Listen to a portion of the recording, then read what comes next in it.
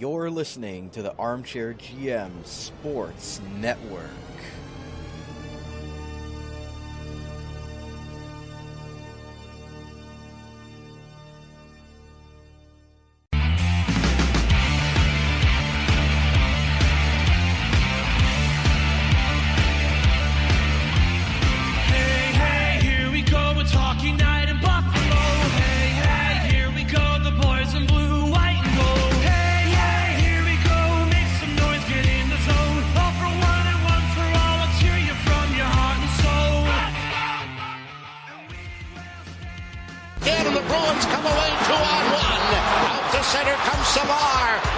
Savard, the pass to Murray, back to Savard again, put it in front. Oh, what a save by Miller! Oh, you want to roll a highlight film? Baby, start rolling right now. Oh, Mara saying, how did I miss that one? I'll tell you how. How about Ryan Miller? That's how. Here we go, make some noise, get in the zone. All for one and one for all. Let's hear you from your heart and soul. You're listening to the Niagara Hockey Lowdown Sabres Edition, your source for all news, press conference reactions, analysis, and objective discussions regarding the NHL's Buffalo Sabres from right here in the Niagara region. Here are your hosts, Brandon Caputo and Austin Broad. Hello, ladies and gentlemen. Welcome to another installment of the Niagara Hockey Lowdown Sabres Edition right here on the Armchair GM Sports Network, your May 1st, 2021 edition, your source for North American sports coverage by sports fans, for sports fans, delivered to you right here in the beautiful Niagara region. You'll find us on social media for updates and giveaways by following the podcast on Twitter at Armchair GM Pod, as well as this show's podcast at AGM Sabres Pod. As well, you can find us on Facebook and Instagram. You can listen to us on many platforms, including Spreaker.com, the free Spreaker app, as well as Spotify, YouTube, Apple Podcast, Google Podcasts, iHeartRadio, CastBox, and Deezer. Wherever you're getting your podcasts at, we are there for you by searching the Armchair GM Sports Network. And lastly, our beautiful user-friendly website, armchairgmsports.com, for all things regarding the network, including articles, podcast episodes, sponsors, and contributors. Everything's on there for you guys as well. We have a brand new mobile version of our website, so please go and check that out as well. And as always, I'm one of your hosts of the Niagara Hockey Lowdown Sabres Edition. My name is Brandon Caputo. You can follow me on Twitter at Caputs13_AGM with a Canadian Z. And as always, I'm joined on the Sabres portion of the network by my good friend and contributing writer for many different websites out there. He's a special guy. He is the one and only Austin Broad. You can follow him on Twitter at Austin_Broad. He's doing so many things I can't even keep track of how many websites he's writing for right now. But Austin, good to have you back on the show today. And obviously with the sound clip I played at the beginning, Ryan Miller has announced his retirement from the NHL after this season concludes for the Anaheim Ducks, and that brought back goosebumps, that save against Boston many years ago in those slug jerseys. Just a great time to be a Sabres fan then.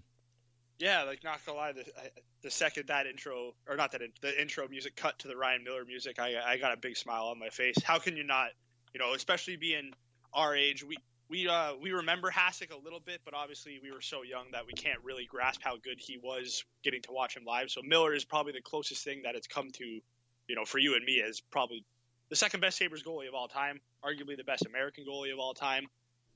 Probably, we all love Briere, we all love Drury, we all love Campbell, but huge argument to be made that Miller was the best Sabre of, the 2000s so far, like since 2003, like, when we had our golden age, Miller was the constant there. He won that silver medal for the U.S. and who thought that a goalie would get a huge standing ovation in other arenas for winning a silver medal? But that's what Miller did, because that's just how good Ryan Miller was. So, sad day that he's going to retire at the end of the year here. Sadly, he didn't get to play his whole career with the Sabres, but huge. It's a great honor for him to retire. He deserves it. He's had such a great career. Vezina Trophy winner. All-star. What can you say about Ryan Miller? He's just a classy dude, and arguably, I'm not a huge goalie fan, but Miller, definitely top 3 Sabre on my personal list. MVP of the Olympics.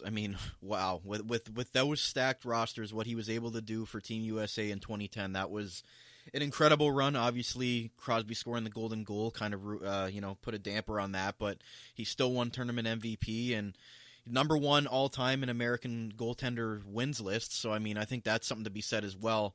We can get into that a little bit, our thoughts on, him, where his career lines up with some of the all-time greats and Hall of Famers. But as far as his career as a Sabre, I agree with you. I think he was probably the most valuable player of that team during that run. I mean, you look at how reliable he was in the net. I mean, obviously Buffalo was kind of an offensive team at that point, and they were allowed to do that because they had the confidence in Ryan Miller that, if the defenseman jumped up on the play or if they were going all-out offense, that Miller was going to be back there to save their butt more times than not. And he was the guy being peppered with shots, and it never seemed to faze him in the net. He was a constant, steady guy, and again, I don't think the Sabres would have had the success that they had in the mid-2000s and even, going into the 2010s where they made the playoffs a few times without Ryan Miller in the crease. Yeah, I mean, like, from everything, like, he had to succeed Hasek. He had to compete with Baron to get that starting job, and it took him a few years to get it, but, once he got to the mid 2000s, 2006, 2007, he was pretty much firmly the Sabre starter. He was the starter for the glory years here. He was even here towards the end, and that trade that Murray made when sent him to St. Louis kind of signaled the turn of the era, and we haven't really recovered since. But aside from that, potentially, I don't know what you want to call it, disastrous run in St. Louis because he just didn't seem to fit there. He's been solid everywhere he's gone. He's been really good in Anaheim for the last 3-4 years he's been there, and Anaheim hasn't exactly been the best team, even though he's been the backup there behind Gibson. He played for Vancouver, and he had a sub 500 record there, but Vancouver just wasn't good for the 3 years that he was there. But he still had solid numbers. I mean, he's just. I mean, like I said, Hasek's obviously the best goalie that the Sabres have ever had. He's the best goalie of all time, but there's no argument that Miller is second. There's no one even close to this guy in terms of Sabres, other than Dominic Hasek. If he wins a Stanley Cup, would you put him ahead of Hasek in that regard? I mean, if he would have brought the Sabres a Stanley Cup in 05, 06, and 06 and 07, would you think that he's more significant to the franchise than Hasek was? Oh, that's so hard. Because the Stanley Cup would probably lean me to think that, but again, when it comes to Hasek, all I have is highlights and the numbers. No one's played goalie like Hasek. I think Hasek's the best goalie that's ever played in the NHL.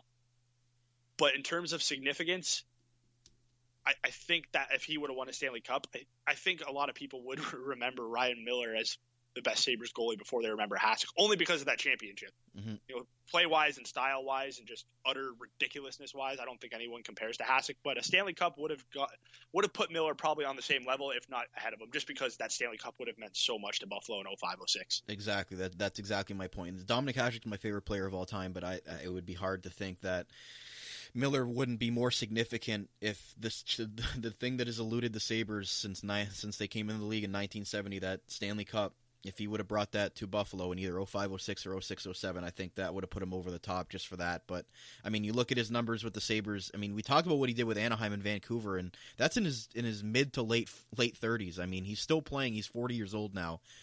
So for him to even still be playing at a decent backup level, I think is incredible.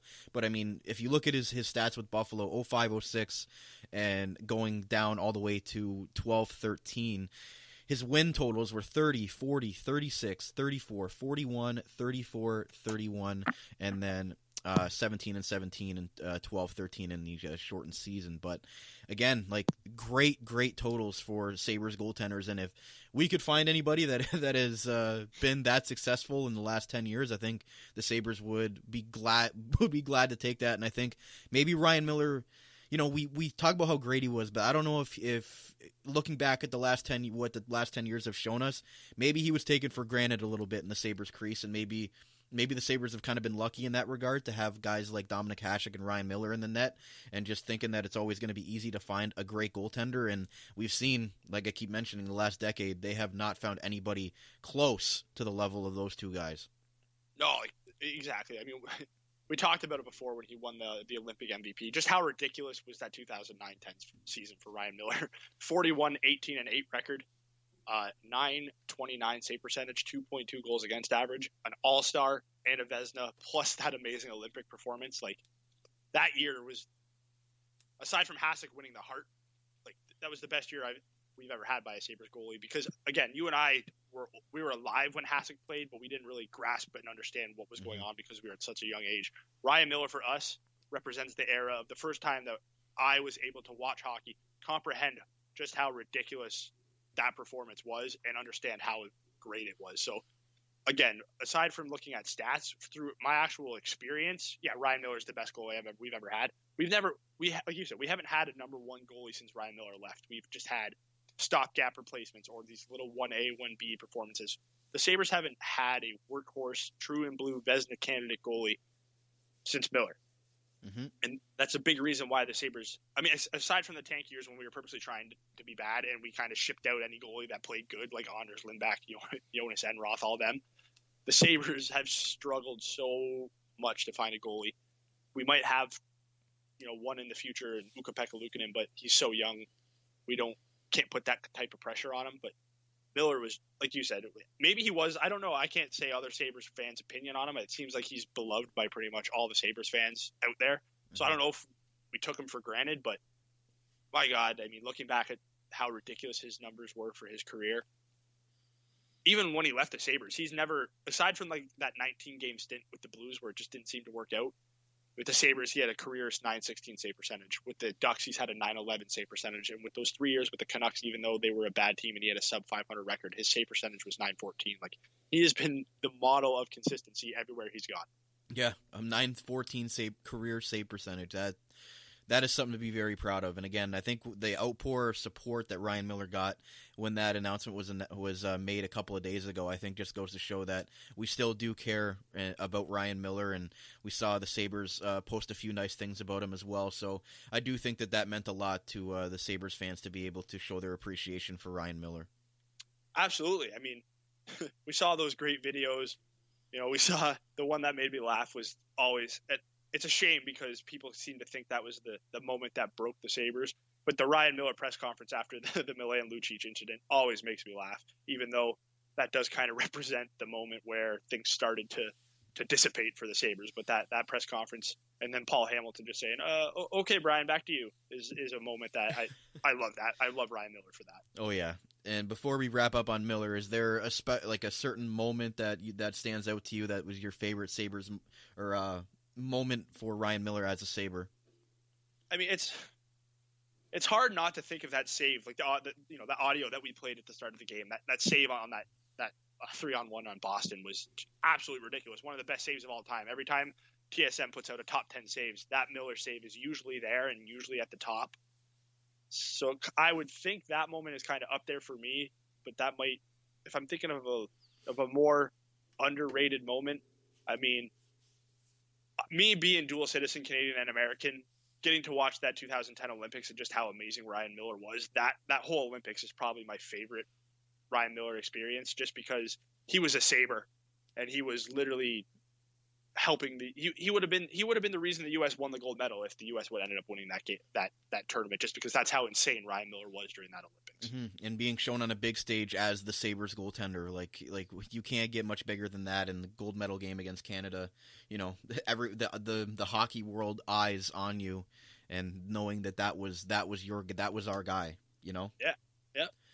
For me, I think a very underrated moment was, I believe it was 2008 or 09. It was either 2008 or 2009. I can't remember exactly the date, but it was that emotional game after that plane had crashed in Buffalo, in that residential area, and they played the next day, and it was a Sabres and Sharks game. So obviously I remember that.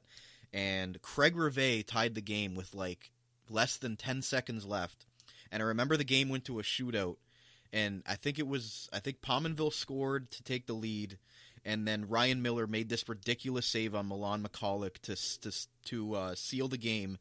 Generette, like, unbelievable call on the save. And Miller, as he makes the save, as he's sprawling down, he just throws the puck into the corner and like as like basically like a bat flip type thing as a goaltender.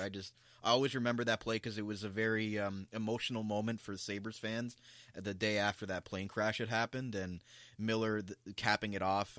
I remember that as a moment. I don't know if you even remember that, but it definitely sticks out in my mind. Oh yeah, I mean I remember that. That was obviously, like you said, it was a huge moment for the community in Buffalo. It was obviously an emotional moment. That's a solid Ryan Miller moment. I mean, when there's many other ones. I remember when the Sabres were, I forget what year it was, but Buffalo was playing Washington. The Sabres were down 5-on-3. Backstrom had like 3 backdoor chances on the same power play, and Miller just stoned him 3 times in a row. Like we could go through the highlights of Ryan Miller, and like there's so many moments. Like this guy he just meant so much, and we'll talk about it later. But I really hope the Pegulas, and if Miller's interested, I hope they can do right by him and let him sign a 1-day deal with Buffalo to retire a Sabre, because as a Sabres fan, I don't want to see this guy retire under another jersey. It has to be a Sabres jersey. I agree. I think the 1-day deal needs to happen, and we might as well talk about that before we wrap up the Ryan Miller stuff. Is, does he get his jersey retired by Buffalo? Is he that? Again, we can even argue that some of the jerseys up in the rafters right now aren't even, retired jersey worthy and more towards the Sabres Hall of Fame, which, again, we don't even know if that even exists anymore because we haven't had an induction since Dale Hawerchuk and Rick Jeanneret back in 2011, 2012. So with that said, Austin, I mean, do you think Ryan Miller deserves to have his number raised to the rafters, or would you be content with him being a member of the Sabres Hall of Fame and being a lock for that? I think him being a lock for the Sabres Hall of Fame would be a great way to honor him, but because it doesn't really seem like they do that, I think, like if you have to honor Ryan Miller. He's the second best goalie this organization's ever had. He represents one of the best golden eras of this organization. If you're not going to honor him by putting him in the Hall of Fame, honor him by retiring his number. I mean, I said it off the air. There's a reason Linus Ullmark wore number 30 at every level of hockey he's ever played at, except the NHL. He even wore 30 in Rochester. He doesn't wear it at the NHL, just out of a sign of respect to Ryan Miller. It's the same reason that no one will really wear 89 because of how much they respect Alex McGillney and what he meant to the Sabres. Like, if you're not going to retire his number, we're probably never going to see another goalie wear 30 again anyway. So why not just retire it, put him up there beside Hasek, give him the honoring that he deserves, because this guy did so much for this team and represents the best year of our lifetime, at least. The best years of our lifetime is what Ryan Miller represents, and the Pegulas have to honor this guy. I agree. I think once he's retired, the conversation can basically start at that point of, you bring up a good point. Why is Linus Ullmark not allowed to wear number 30 if Ryan Miller's not, obviously he hasn't retired yet, so they can't retire a guy's jersey when he hasn't retired from hockey yet. So maybe that gets taken care of, in the next year or two as to why nobody has worn number 30, and we do see 30 with Miller go up to the rafters. I think, again, if you're going to retire guys like Pat LaFontaine, who played 6 great years with the Sabres, again, 6 fantastic years.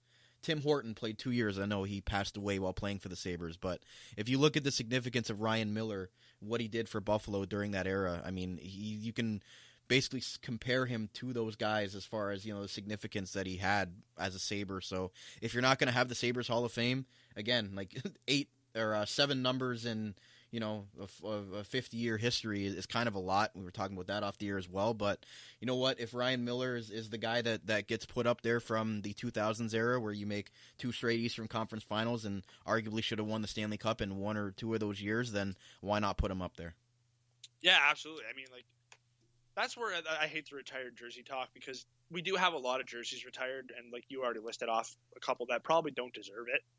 So I get a little bit trigger shy when talking about guys that should have their number retired, but I think there's a huge argument to be made for Ryan Miller, and we've talked about it. This whole segment has basically been a huge argument as to why Ryan Miller deserves to be honored as the top 2 goalie of this organization's history. Like, he deserves it, and I hope that it'll get done in some way or another, whether it's a jersey retirement or something else. This guy deserves his day in Buffalo to be all about him, because he's done so much for the city and this organization. And lastly, we know how important it is to grow the game in places like the United States. As the number 1 goaltender as far as wins for American-born goaltenders, do you think he makes the Hockey Hall of Fame based on that number? Oh, I mean, he's the most winning goaltender of American history. Like, no other American has won as many games as him.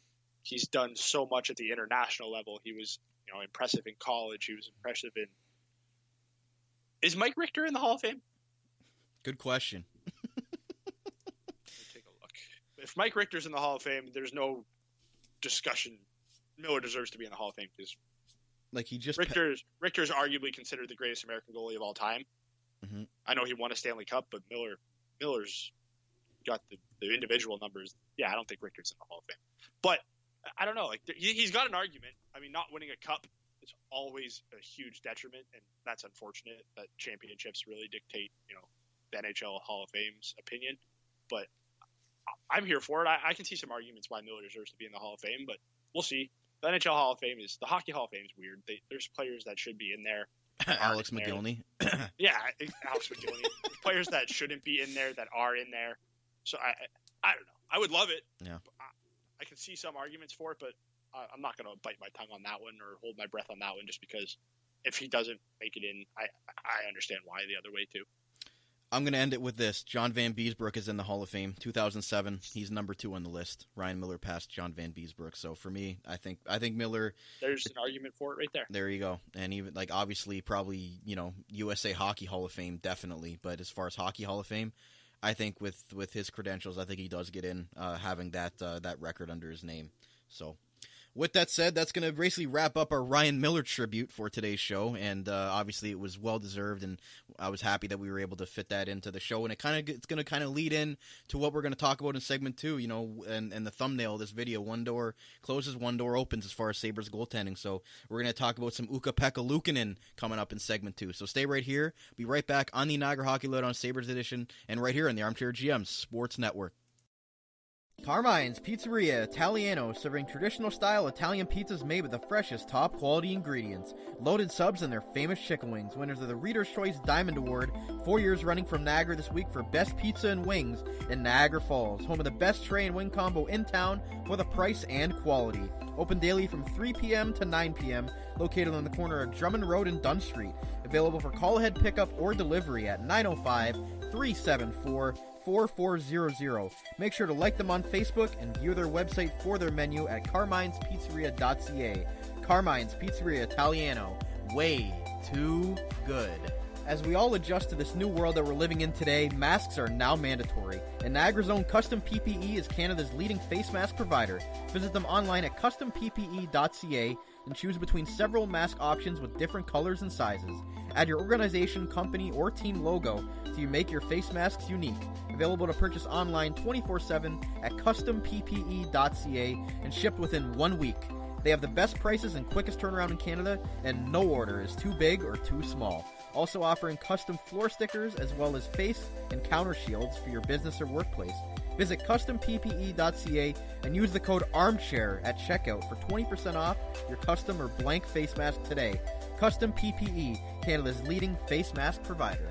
Attention job seekers, if you are currently looking for work in the Niagara region, you owe it to yourself to check out the services provided by the Niagara Employment Help Center, located at 6100 Thoroldstone Road, Niagara Falls, directly across from the Camisos Plaza. Their free services include resume and cover letter writing, community resource and referral information, local labor market information, job search strategies, assistance with clarifying employment training and career goals, employment counseling and job search support, second career information and registration assistance, and all their services are currently provided by appointment only. So give them a call at 905-358-0021 or visit their website at ehc.on.ca, the Niagara Employment Help Center. This Employment Ontario program is funded by the Government of Ontario. You're listening to the Armchair GM Sports Network, the Niagara region's best local source for North American sports podcasting coverage. By sports fans, for sports fans.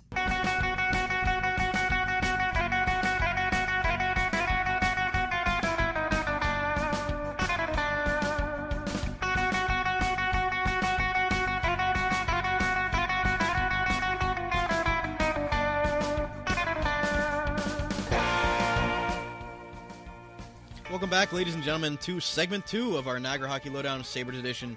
Brandon Caputo and Austin Broad back with you here. And this segment today is brought to you by J&O Flooring, a Niagara-based specialty flooring and design company. Simplified processes and making homes beautiful are their specialties. Visit them at jnoflooring.com to start on the floor of your dreams today. So Austin, let's start off hot here, and I'm gonna get right into it with Austin's analytics because it's going to be important for today's segment 2.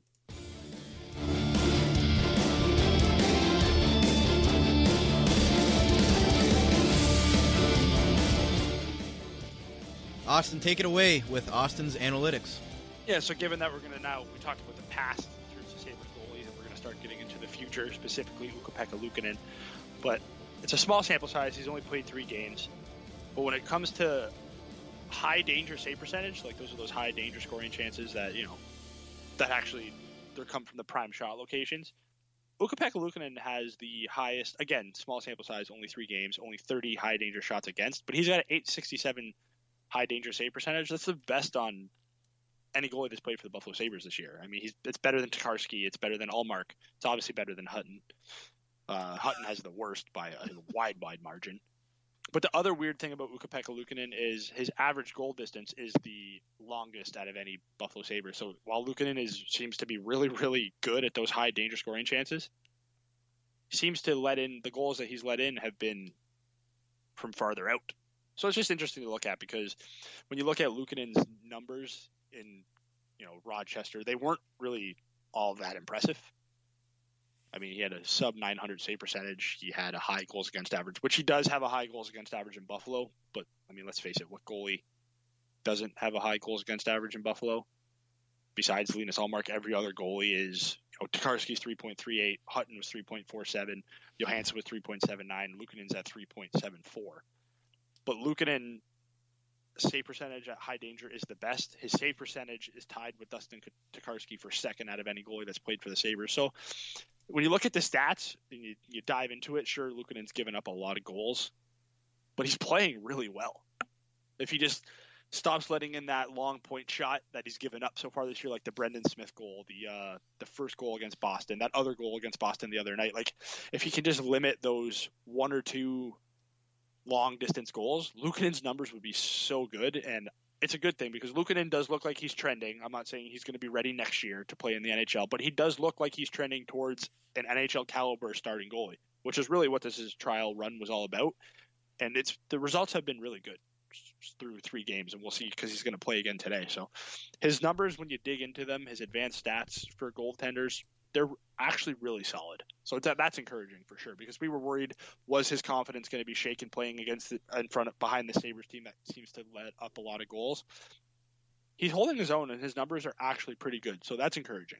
Mm-hmm. And being thrown into, not the easiest situation, playing the Boston Bruins, who have been a kryptonite for the Sabres over the years. And again, 21-year-old goaltender, again, just started playing professional hockey over 2 years ago. So, I mean, again, and having a major injury as well. I mean, there's a lot of things that have derailed Ukko-Pekka Luukonen from, being the next Carter Hart and starting as a goaltender in the NHL at age, 20 or whatever it was. But we've seen Carter Hart now having his struggles with confidence. So, again, it's an up and down thing with goaltenders. But I think the Sabres are doing it right. Get him in some games at the end of this year.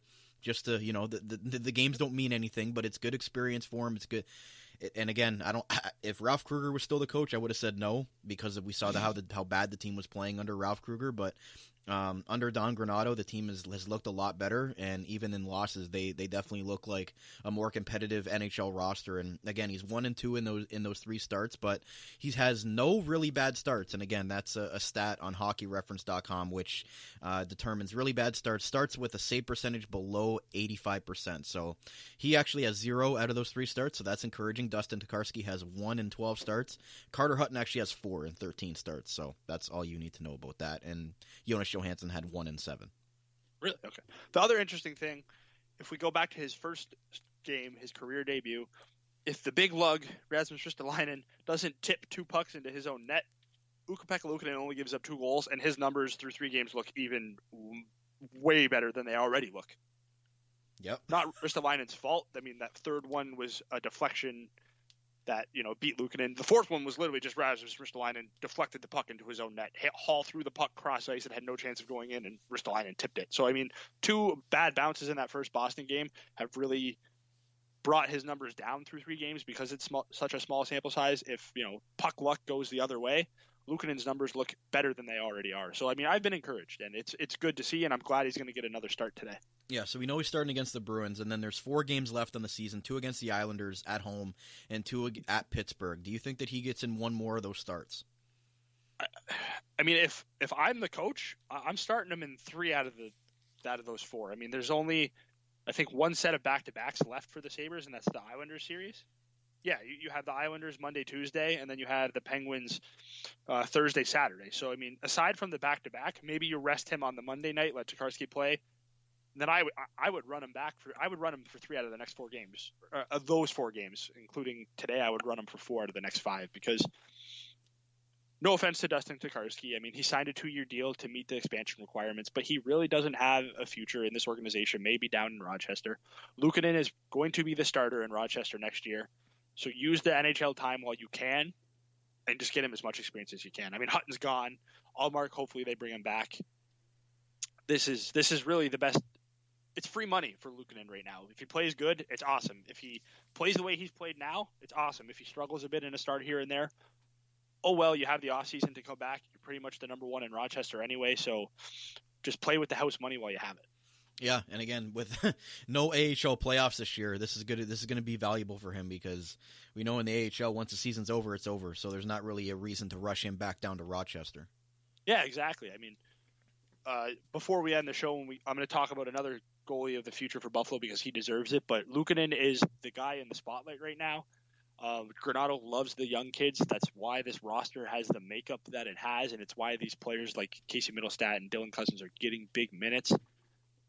Why not run Luukkonen? I mean, we know what Dustin Tokarski is. He's an okay goalie who in spurts can play really good, but we saw kind of what happened with him when he got that extended, role, I should say. When he started starting most of our games, he was good for a bit and then really tapered off. Like that 6-3 loss against the Rangers, there's no guarantee, but I got to think if Allmark was in that net, the Sabres win that game easily. If Luukkonen's in the net, the Sabres probably do win that game because Tokarski just struggled so badly. So we know what Tokarski is. He can play the back-to-back against the Islanders just to give Luukkonen a rest, but I would be running Luukkonen 4 out of the next 5 games and just let him go back to Rochester with some confidence that he got to play in the NHL, and they relied on him at the NHL level. Mm-hmm. He didn't just struggle, and they sent him back down because he was struggling. So exactly. I think it's valuable time for Ukko-Pekka Luukkonen right now. I 100% agree with that. So we're going to take our last commercial break on the show today. We're going to come back and preview kind of the last the home stretch here for the Sabres as they finish off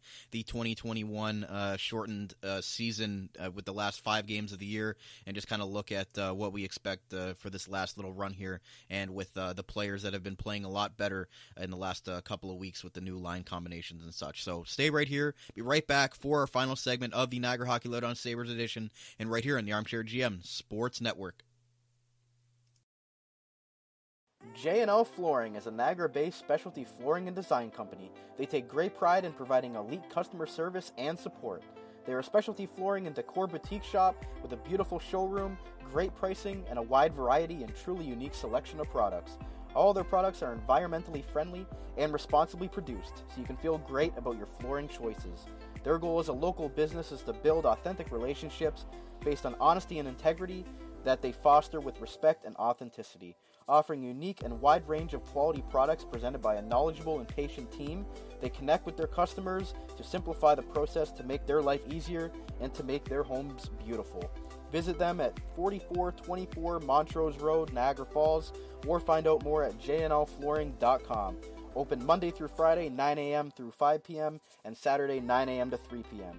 905-358-3299, J&L Flooring. The Spicy Olive Bar and Grill is located on the top of Clifton Hill and just a 5-minute walk from the majestic Niagara Falls. It is conveniently nestled in the heart of the tourist district. A family-owned and operated business, the Spicy Olive opened its doors in May of 2003 and has since been established as an authentic and unique Italian restaurant and bar. Its rustic ambiance and time-worn finishing provide a warm and inviting dining experience. Offering an array of delicious dishes, they specialize in authentic Italian cuisine, homemade sauces, fresh ingredients, and consistently providing a strong foundation on which they build their menu. As night falls, the Spicy Olive shifts to a lively lounge where drinks and live music come together to make a perfect evening.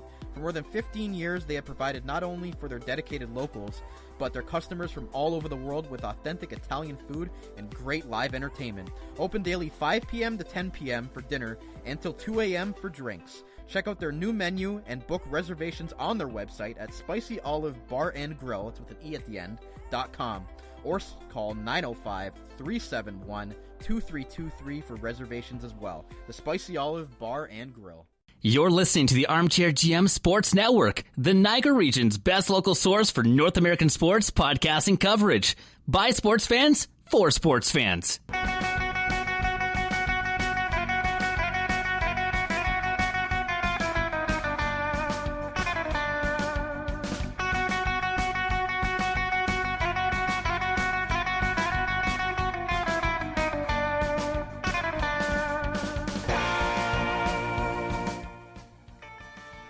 Welcome back, ladies and gentlemen, to the final segment of our Niagara Hockey Lowdown Sabres edition. Brandon Caputo and Austin Broad back with you here in this final segment. Today is brought to you by the Spicy Olive Bar and Grill, authentic and unique Italian-style food right here in Niagara Falls, Ontario. Check out their Facebook page and Instagram for updates, view their new menu, and try their awesome new takeout menu as well. Check out for their new hours, spicyolivebarandgrill.com. So, Austin, let's take a look at the Sabres, and we can kind of just quickly touch on, what this stretch has been like for the Sabres. Obviously, since we last talked, we were just about to start the 3-game series against Boston.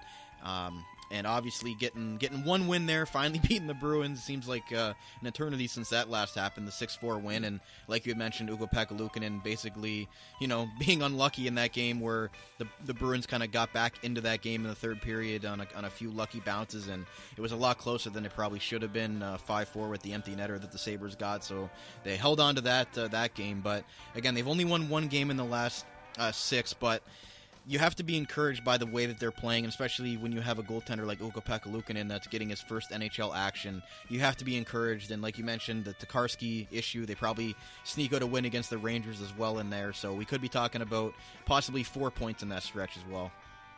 Yeah, I mean, it's tough, right? Like, at this point, it sounds cliche to say it, but at this point, I don't really care about the results. I mean, obviously, if you get a win, it's way better than getting a loss, but just watching the team play well, watching the team generate some offense, I mean, it's good. It's encouraging, right? I mean, start getting those, like I said, you start getting that 1 or 2 extra saves per game, and a couple of these results are probably a little bit different. And as long as the team is continuing to play free, generate a lot more offense, we're going to be fine, right? Because the rest of the season, the results really don't matter. If Buffalo finishes dead last, oh well, I mean, that 18-game losing streak is pretty much what cemented them into dead last place anyway. So watching the Sabres at least, play freely, play all these young kids, get some offensive opportunities, get a big win over, Boston is good. And we talked about it last segment. Since that last game against the Devils, the Flyers, their schedule really got tough. It's been Boston, New York, Pittsburgh. The Islanders are coming up. Pittsburgh's coming up again. They've played the top 5 teams in the division. That's who they've played, and they've played the tough teams. They don't get to play Philadelphia and New Jersey anymore.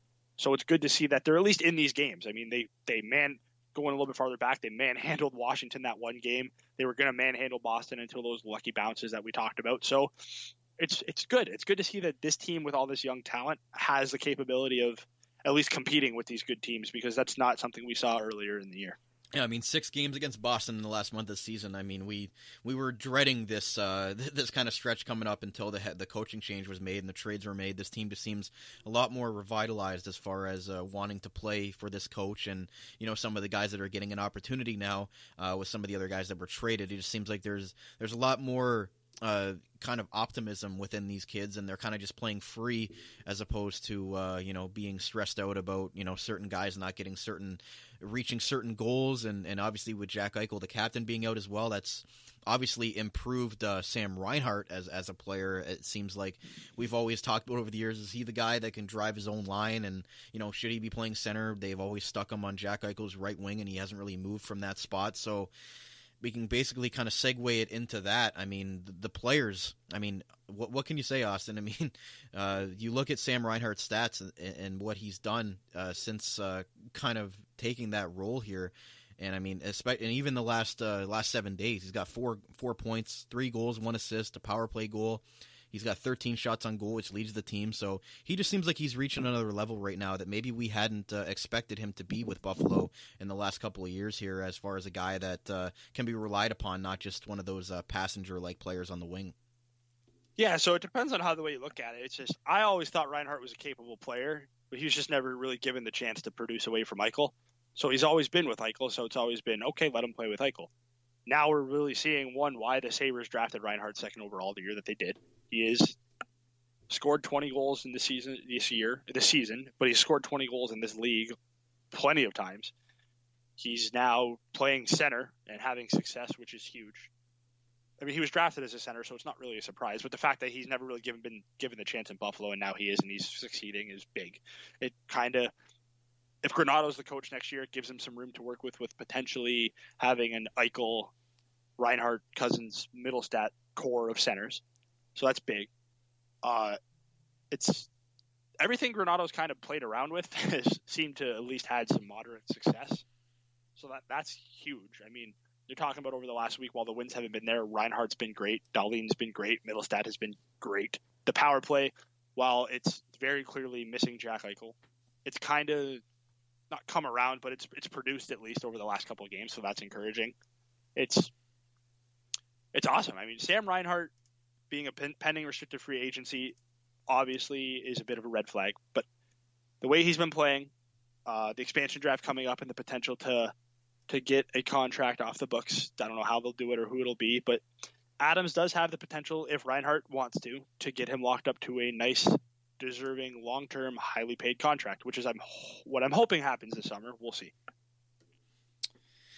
Yeah, I mean, again, the contract, the number is really going to be interesting for me of what they value Sam Reinhart and the way he's been playing. Obviously, you'd expect that number to be a little bit more than what we had expected going into the season for Sam Reinhart. Maybe they thought they were going to get him on a cheaper contract, but the way he's been playing, that doesn't look like the case as he's going into he's going to be 26 years old going into next season, so we'll see what kind of contract he gets there. Other players of note, obviously, Casey Middlestadt has caught your eye, Austin. Yeah, Casey Middlestadt he's been awesome. I mean, this is pretty much the Casey Middlestadt that they wanted to draft at 8th overall. Actually, it's a little bit different. I mean, I thought Casey Middlestadt was going to be like a nice elite playmaking center, but he's using his shot all the time now, and you can tell how confident he is shooting the puck because he's scoring at a ridiculous pace under Granato. Obviously, he's been given a little bit of a bump in ice time, but he's deserved the bump in ice time. The production was there before the bump in ice time came. I mean, he's third on this team in goals. He's one of only 3 players on this team with double-digit goals, the others being obviously Sam Reinhart and Victor Olofsson. He's playing at center. He's not playing at wing. He's playing at center, which is also huge because a lot of people, myself included, thought last year he would be more suited at the wing. I'm on record many times saying I think he'd be a great winger last year. He's now doing this at center, which is awesome because that's what he was drafted as. He's got 4 points in the last 5 games, 2 goals, 2 assists. He's got no power play goals in the last 4 games, which is big because he's scoring his goals at even strength. We thought he might have been a lost cause, maybe needed to change of scenery. Under Granato, he's resurged his career, and now he looks like a player that Buffalo is going to protect at the expansion draft, and Buffalo might try and give him a Tage Thompson-like contract, multiple years, 3 years, and keep him locked up because he's earned it, and him having this success is huge for Buffalo because it's another player that we thought Buffalo missed on in the first round. That it might not be the case. Maybe Botterill hit on Middlestadt when he drafted him, and maybe the World Juniors. Obviously, I'm not saying Middlestadt will be a point per game producer at the NHL, but the hype that was there at the World Juniors, maybe that hype was real, and Middlestadt just needed a little bit of time to adjust because he's only 22. Math here, right? 22. He'll be 23 in November. Mm-hmm. So, I mean, this is huge. Middlestadt playing this well, Reinhart playing this well. Those are the 2 biggest things from the rest. And obviously, Dahlin and Yoki Haru coming back to the level of play we expect from them. But in terms of forwards, Reinhart producing at center and without Eichel, and Middlestadt looking like a competent top 6 NHLer. That alone is just a huge win for Granato and for the Sabres after firing Ralph Kruger. Mm-hmm. I mean, you look at the lines that they've got for today's game, and again, it doesn't have the firepower that you'd see with a Jack Eichel or a Taylor Hall or an Eric Stahl in the lineup, but they have been playing a lot better. I mean, Skinner, Reinhart, Olofsson on the top line, Asplund, Middlestadt, Ristolainen on the second line, Bjork, Cousins, Kajula, and then Reeder, Sheehan, and Thompson. So, again, a lot different than what we had saw for the first half of the season, but I think these lineups have been more encouraging from what we've seen. Oh, absolutely. I mean, getting to see Tage Thompson even produce, he's obviously been bumped down. Ristolainen's been bumped up. But getting to see Tage Thompson and Rasmus Asplund produce at this level and show that they're competent NHLers is huge for Buffalo. And, going forward into next year, depending on how the expansion draft goes, which I'm sure you and I will get to dive into a lot in the summer, Buffalo's going to, hopefully, depending on who the coach is going to rely on these young kids again, because they've shown this year under Granato that they can be relied on, and they will produce when they are relied on. Mm-hmm. And I think it has to be mentioned, I mean, two guys that had really regressed under Ralph Kruger, Jeff Skinner and Rasmus Dahlin. I think those two guys have kind of been back on in the good graces. I mean, obviously Dahlin had that he kind of got danged by Taylor Hall in that last game, but other than that, I think what we've seen from Rasmus Dahlin and Jeff Skinner has been very encouraging under Don Granato, and Skinner playing on the top line, which would have never been seen on Ralph Kruger's lineup. But again, those two guys stick out to me as far as guys that have definitely succeeded under this coach. And as we switch to the defense real quick, Austin, you look at the D-core, you've got Matthias Samuelsson, Jacob Bryson, Will Borgen, along with Dahlin, and then Risto and Yoki Haru. I mean, that's a very young D-core for a team that's trying to build their way back up, and that's a sign of encouragement, though, that you have six. I mean, arguably five of those guys are still considered young guys in the NHL, and they are being relied upon in a big game like this, and playing these games against Boston with a very young D-core. Yeah, absolutely. I mean, Miller has become totally expendable. He's obviously going to be exposed at the expansion draft, but the way that not Bryson, because Bryson's exempt, but the way that Dahlin, Yoki Haru, and Borgen have played now, there is a legitimate, strong argument that the only course of action Adams can take is exposing Ristolainen as well and protecting Dahlin, Yoki Haru, and Borgen, and making sure that those three are a part of this core going forward, because Will Borgen, in his small sample size, the only defenseman who's maybe been better all around was Jake McCabe. But Will Borgen has, in terms of not like Dahlin, no defenseman has the offensive generation that Dahlin has. But this year, just in terms of defensive impacts, ability to not get destroyed every time they're on the ice, the most consistent defender, Will Borgen has probably been the Sabres' best defenseman besides Jake McCabe. He's made Adams and Carmanos have to make a difficult decision and potentially exposing Ristolainen. Newsflash, it's really not that difficult a decision. Ristolainen needs to be exposed, but that's not how the front office thinks. I'm really interested to see what they do, because they cannot lose Will Borgen. They can't. He's been way too valuable, albeit in a small sample size. But him on a cheap contract is so much more valuable than Ristolainen making $5.4 million. I don't really see an argument that Will Borgen should not be the third defenseman protected. Yoki Haru, earlier this year, I would have said expose him. But the way he's played under Granato, again, he's a pending RFA along with Dahlin. You can get him, Yoki Haru, and Borgen. You get those three together locked up for like a couple years here. That is the three core that you can build around that will probably be extremely successful over the future and will really anchor that blue line going forward. And like you said, they're so young. It's awesome to see that the Sabres don't need to rely on these veterans like Matt Irwin and Colin Miller anymore, because these young guys are showing, give me my chance. I'm actually very good at hockey. And what are we expecting with that said, Austin, from the last 5 games of the season? You got the Bruins, obviously, today, by the time this episode's recorded and posted. The Islanders twice, Pittsburgh twice. Again, they're sitting in last place in the NHL. They're 4 points behind the Anaheim Ducks for, I guess, second last in the NHL. The Ducks have a game in hand. But, again, if the Sabres finish last, I mean, it is what it is. They have the number 1 lottery pick in a year where it looks like a defenseman's going to be the top-end draft pick, which we'll get into later on in our offseason stuff. But in the last 5 games, what are you expecting here, and what would you be happy with seeing down this final stretch of the 2021 season? my wish list is win some games and find a way to pass Anaheim so they aren't inclined to potentially take a defenseman first overall. But that seems like a bit of a stretch. So I'll basically just say let Luukonen play 5 out of these next 6 games, and I'm really looking to see if he can continue a high level of play, and if the players that we talked about at the end there, if they can all continue the high level of play for the next 6 games against good opponents, that's a huge win, and that's all I can really ask for.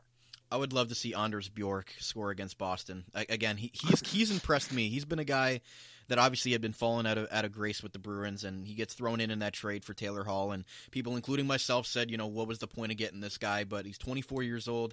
I think he's got a lot to prove, and again, he was a highly sought-after draft pick by the Bruins in their organization the last couple of years, and obviously has just kind of fallen out of grace with them before they made the move. So what have you thought of Bjork? Again, 4 points in 10 games is decent for a guy playing third line left wing. Just obviously, what have you thought of him? He's had a few games against Boston here, so maybe that puts a little bit extra spice into it, that he's been playing better against his former team, or so much against his former team. But how have you thought Anders Bjork's been since coming over from Boston? Oh, I've loved him. I mean, like you said, he's got the 4 points in 10 games. If he can continue to produce at a pace like that over a full season, that's like a 35-point pace. It's really all you can ask from a third-line winger, which is what he's going to be. But he's got some chemistry he had some nice chemistry with Dylan Cousins. He's feisty. He gets into those high-danger scoring areas. He works his butt off. He plays in all situations. I'd like to see him get a shot on the power play because his shot is actually really good, but he plays really well on the penalty kill. He generates at 5-on-5. He doesn't have the elite production that you want, but for what he is, if he can produce at a 35-point pace, that's a huge win for Buffalo. And if he keeps playing the way that he's played, yeah, I mean, for a guy that we didn't really know about what he was traded for, he's like everybody else under Granato. I mean, Bjork's impressed. Yeah, for sure. So that's basically it for today's show. Austin, anything you want to say before we wrap up? We'll obviously be back once the season ends, kind of to start going into the offseason. I mean, the offseason's already begun for the Sabres, but again, these last 5 games are really interesting as far as Ukko-Pekka Luukonen and kind of getting him some more reps. But before we wrap up, just final thoughts for the Sabres stretch here. No, I mean, it's pretty much all we've talked about. If, best case scenario, they get a couple wins here, get some confidence going, and some of these guys get sent back down to Rochester to help finish the year strong down there, continue their development. But it's fully draft season for me now, with all the work I've been doing at SC and all that stuff. I'm fully invested in the World U18s. I'm fully invested in the off season coming up for the Sabres. And I've already been messing around with mock drafts, with mock expansion drafts. I'm fully getting prepped for the upcoming off season because with Carmine and Adams in the fold, this is a big off season for Buffalo, and I'm interested to see how they attack it. Yep, I'm already ready to get into it with the 5 games left, but I'll still watch the last 5 games. But it's definitely something to look forward to this offseason with, like you mentioned, Jason Carmanos, and hopefully some really good decisions coming up for Buffalo in this offseason. And the expansion draft's always fun as well. So we'll be here with you guys for the offseason as well. We aren't going anywhere, even though Sabres season is ending. So with that said, that's going to wrap it up for today's episode of the Niagara Hockey Lowdown Sabres edition right here in the Armchair GM Sports Network, your source North American sports coverage by sports fans, for sports fans, delivered to you right here in the beautiful Niagara region. As always, I'm one of your hosts of this show. My name is Brandon Caputo. You can follow me on Twitter at Caputs13_AGM, as well you can follow my co-host Austin at Austin_Broad. Make sure you're following us on whatever platform you listen to us right now as well. And as always, a big thank you to all of our great sponsors who help put us on Support the Network, keeping the show on the air. And finally, to you viewers out there and Sabres fans for tuning in and listening along for this episode. Once again, this is the Niagara Hockey Lowdown Sabres edition on the Armchair GM Sports Network by sports fans for sports fans. We'll talk to you guys again very shortly. Hey, here we go, the Sabres set to steal the show. Hey, here we go, give